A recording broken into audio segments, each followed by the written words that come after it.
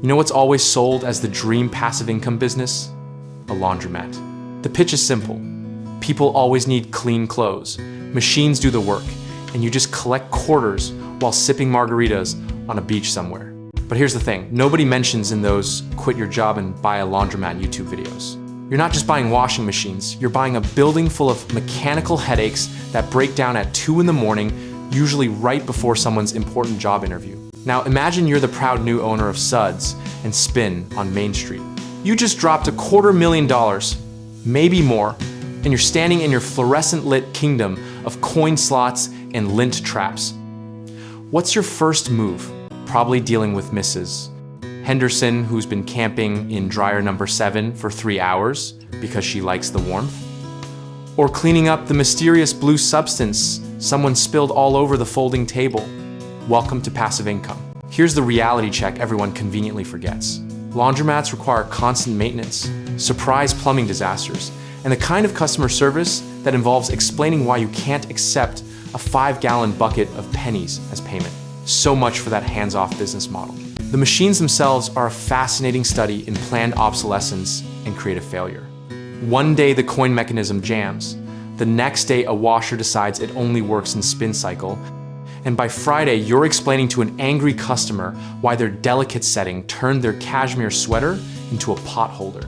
But wait, the industry will tell you it's all about location, location, location. Find the right neighborhood, and the quarters practically deposit themselves. Except what they mean is, find an area where people can't afford in-unit laundry, then hope the demographic stays exactly that way forever. Because here's the uncomfortable truth behind the business model. Your profitability depends on other people's lack of options. The moment an apartment complex nearby installs washers and dryers, your customer base evaporates faster than a puddle in the Sahara. Let's talk numbers for a second, since everyone loves those passive income projections. Sure, a decent laundromat might gross $30,000 a month, but then you subtract water bills that would make a small nation jealous, electricity costs that rival a Bitcoin mining operation, and repairs that somehow always require specialized parts that cost triple the normal price. And the hours, oh, the glorious flexible hours. You're theoretically open from 6 a.m. to midnight because that's when people do laundry, which means you're on call during all of those hours, ready to unstick a door, refund a machine that ate someone's money, or mediate a dispute over dryer territory. Here's where it gets really interesting though. Some owners genuinely make it work. They install security cameras, hire attendants, add vending machines and arcade games, maybe even offer wash and fold services. They turn their laundromat into a community hub. But that's not passive income anymore. That's running an actual business with employees, insurance, inventory management, and the constant innovation required to stay competitive. Suddenly you're not collecting quarters in your sleep. You're strategizing like it's a tech startup. The marketing promises make it sound so simple. Recession-proof business, they shout. People always need clean clothes. What they don't mention is that during recessions, people wash their clothes less frequently, stuff machines beyond capacity, and suddenly everyone's washing everything on cold to save their own money. Then there's a competition nobody saw coming. Laundry pickup services, subscription wash and fold apps, and even some fancy apartment buildings offering laundry concierge services.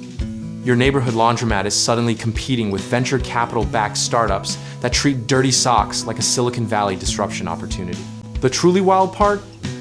Some laundromats actually thrive in this chaos. The secret isn't passive ownership, it's active obsession. The successful owners know every machine's quirk, remember regular customers' preferences, and somehow make a room full of washing machines feel welcoming. They're the ones who install Wi-Fi, keep the place spotless, maybe add a coffee station or a kids' play area. They understand that in a world where everything's being automated and appified, sometimes people just want a clean, safe place to do their laundry without judgment. But here's the kicker about community-focused laundromats.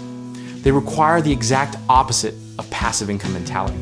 You're there, present, invested, problem-solving in real time. You're running a service business that happens to involve washing machines, not a money-printing machine that happens to involve service. The industry veterans will tell you the first 2 years are brutal.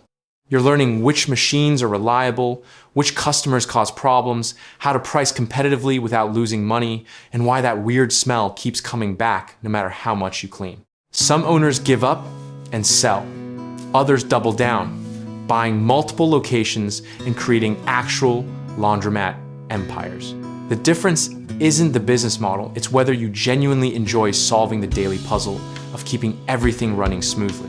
And let's address the elephant in the room. The actual customers. Most are wonderful people who just need clean clothes. But you'll also meet characters who treat your laundromat like their personal storage unit, social club, or apparently their home office. It's humanity in its purest, most wrinkled form. The regulatory side alone could fill a handbook. Health codes, water usage permits, ADA compliance, insurance requirements, and local zoning laws that seem designed specifically to make your life complicated. Passive income, they said. Here's what the success stories won't tell you. Behind every smoothly running laundromat is someone who learned plumbing, basic electrical work, customer psychology, and conflict resolution, usually through expensive trial and error.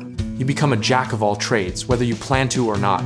The environmental angle adds another layer: water conservation, energy-efficient machines, eco-friendly detergents. These aren't just good PR moves anymore. They're essential for keeping costs manageable and appealing to customers who care about sustainability, which means more upfront investment in better equipment. But despite everything, the maintenance, the surprises, the not-so-passive reality, some people genuinely love it. They love being part of their community, helping students get through college with clean clothes, knowing they're providing an essential service. They've made peace with the quarters and chaos. The truth is, a laundromat can absolutely be a great business. Just not for the reasons those passive income gurus claim.